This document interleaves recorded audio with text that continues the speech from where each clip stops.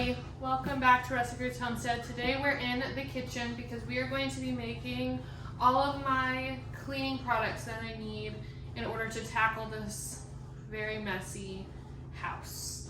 I pretty much make all of the cleaning supplies that I use, and I use very basic things. So first off, I will show you kind of my daily multi-purpose cleaner, and what I use to make that is vinegar. I just use distilled white vinegar, and I buy the big jugs of it.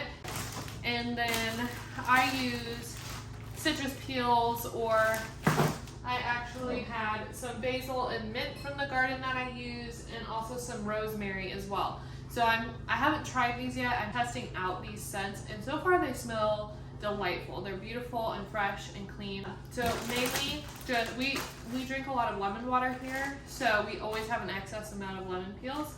So I just use lemon peels and good old vinegar as my multi-purpose spray. I pretty much use that for everything, and I just keep it in a glass bottle and refill it as necessary. When you first put it in, now this is a couple weeks, it's been sitting in here already, but usually it's completely clear. But this one actually has oranges and maybe just oranges and maybe a few lemons in it. So this one's a little bit darker. And then, like I said, I have the basil, mint, and the rosemary in here, and these are pretty much clear. So what you'll do is you'll get a glass jar. I have an excess amount of these jars because we buy a specific type of juice that comes in the glass containers, and I just can't bring myself to throw them away. So I wash them out, I clean them, and that's what I use to store my cleaner solutions in. And I will just cut your lemon peels up into slices, that way it's easier to get them in and out.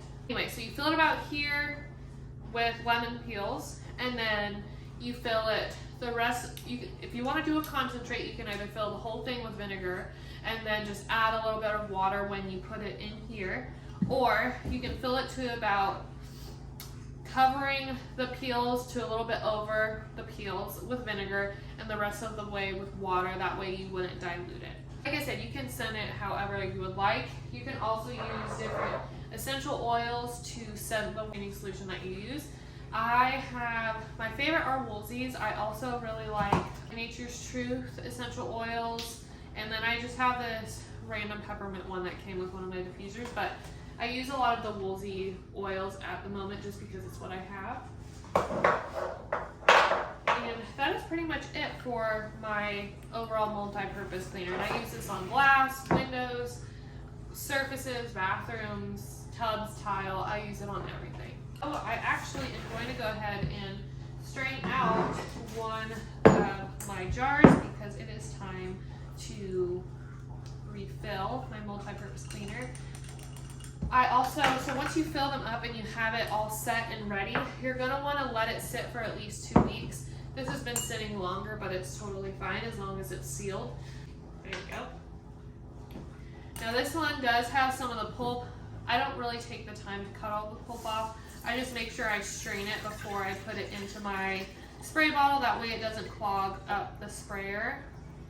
I've had that happen before, and so I've learned from prior experiences. And you guys, this doesn't smell like vinegar. I know a lot of people will probably be concerned that it smells like vinegar, but it does not. So this is what the cleaner looks like. It's beautiful and orange, and this one is actually a concentrate, I believe, so if I need to add water, I can. Sometimes I do, sometimes I don't. So that's actually about perfect. I'm going to add probably like a splash of water. And it smells beautiful. It smells like oranges and citrus. These glass spray bottles that I buy, I really like them because they have the silicone on the bottom that make them a little bit more durable, where if you were to set them down hard, they won't break the glass or cause any damage to it.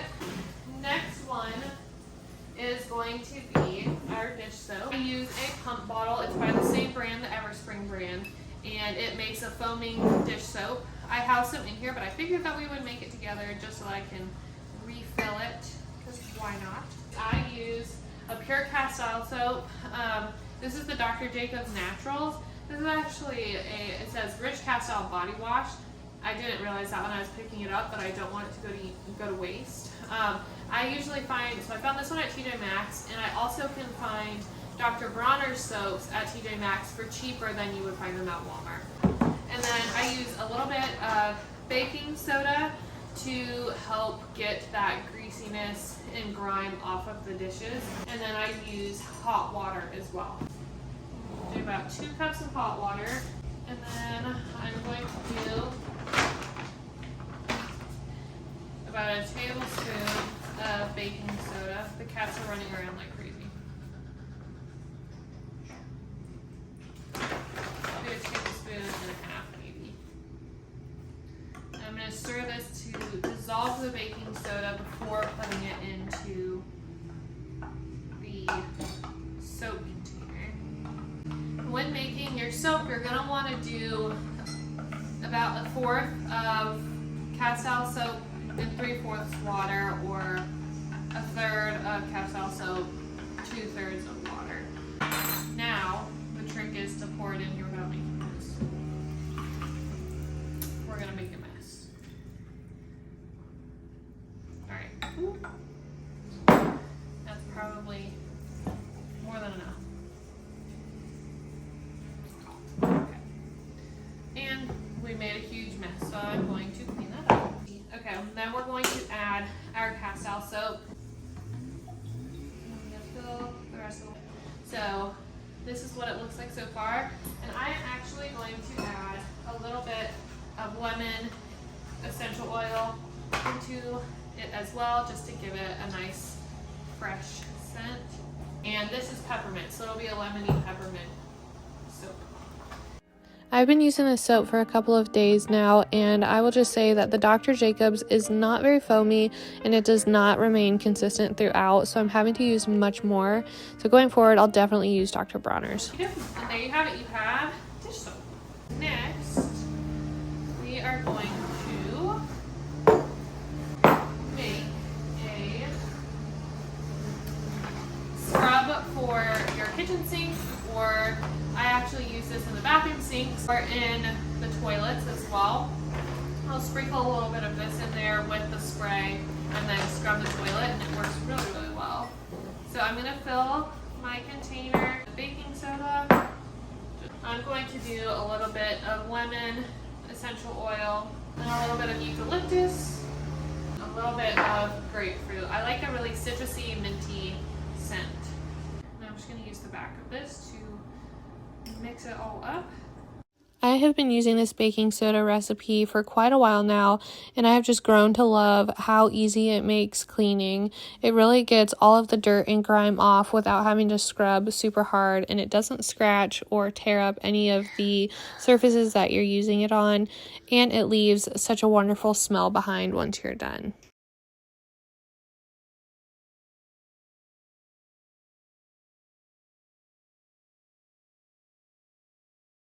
Put the lid on. It smells beautiful, and it will leave whatever you clean smelling delicious as well. Next up, we have this big boy. Now this is my laundry detergent, and as you can tell, it is completely dry. It is a mixture of Arm & Hammer Laundry Booster. It's just the washing soda type stuff. And then borax, and I grate in Fell's naphtha. I am going to make a little bit of a change to this because I realized that the Fell's naphtha does not actually disintegrate in the wash machine, whether it's a cold or a hot wash. Either way, it does not melt through, and I saw someone melt the Fell's naphtha beforehand in some water and then make it a liquid detergent. So that is what I'm going to do today. So I'm going to attempt to sift out a lot of the soap that is in here and transfer it over into a pot with some water, get it melted down, pour the water in here. We're going to make a liquid laundry detergent. Okay, so I have all of I only shredded up 3 out of the 6 bars that I had because there was already quite a bit left over from taking it out of this container, and there's still a few bits in there, but I couldn't really get them out. So this is what's left in this container, and then we have a good bit of Feld's naphtha in here. Might take a few scoops out and save that for later, and then we're gonna melt it into the water in the pot and then transfer it over here and see how that goes.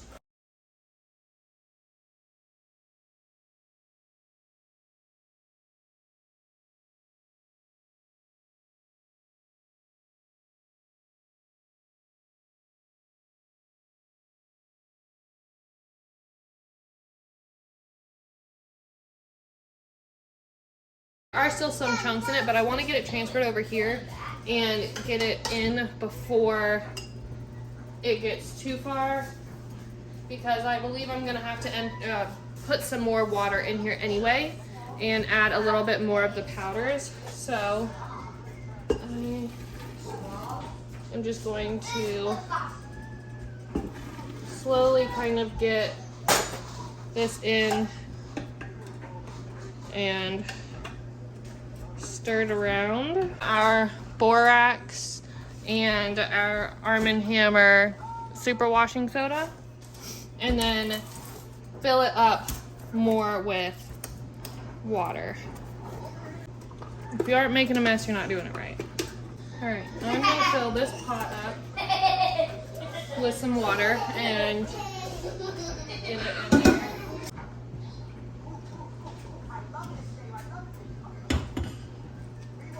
All right, there she is. And I'm gonna get it stirred. Now they did say you will have to stir it occasionally. Okay. He's outside. I'm gonna put some lavender. And remember, it's a big container. I don't know if you can see it starting to separate a little bit. All right, and there is our homemade laundry detergent. I'm gonna let it cool down before I try and move it over to the laundry area. Okay, I got this moved over to the washer and dryer area, and as you can see, it has separated quite a bit. It separates every time I don't stir it, and it has like this thick part on top. So I don't know if there just isn't enough water in there for all of it to dissolve. So I haven't quite decided what my plan is for that. Sorry if you can hear the kids in the background. We have some of the kids' friends over. So I think I'm going to scoop some of this off, save it, or maybe I'll mix it together and just use it before I use the other things and see what kind of difference that makes. It's going to separate regardless, but getting some of this off might help. And like I said, this is a complete experiment. Usually this isn't how I make my laundry detergent. Usually it's just in powder form. But I noticed, like I was saying, the Feld's naphtha wasn't really dissolving like it should.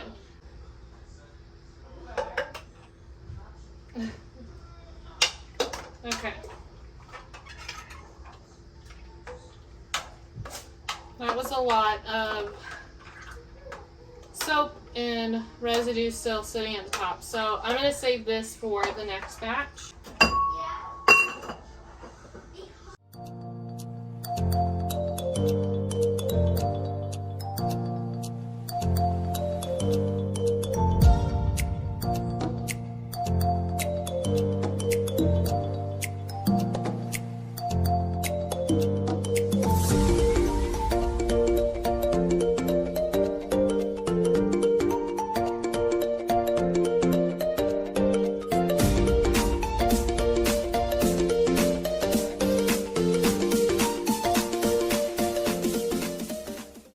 That's pretty much it for today's video. It's been a couple days since I made everything. The laundry detergent, I might try doing it again. It really didn't turn out the way that I wanted to.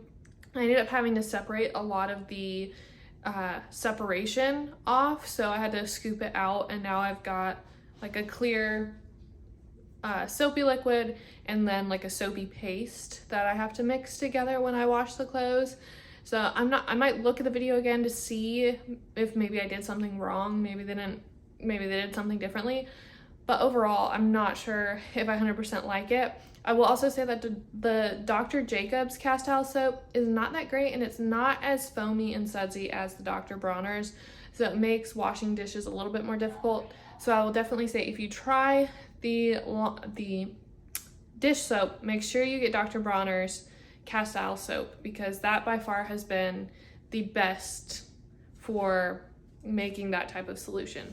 But other than that, I was able to get the house clean. It doesn't look like it anymore just because kids, but I really enjoy being able to make my own cleaning products and actually know what is in them and be able to alter how they work and what is in them as well. That is my favorite part of making it, and just knowing that my family is safe. So I hope you enjoyed today's video. Let me know in the comments below if you try any of the solutions that we made today and how they worked for you, and I will talk to you next time. Bye.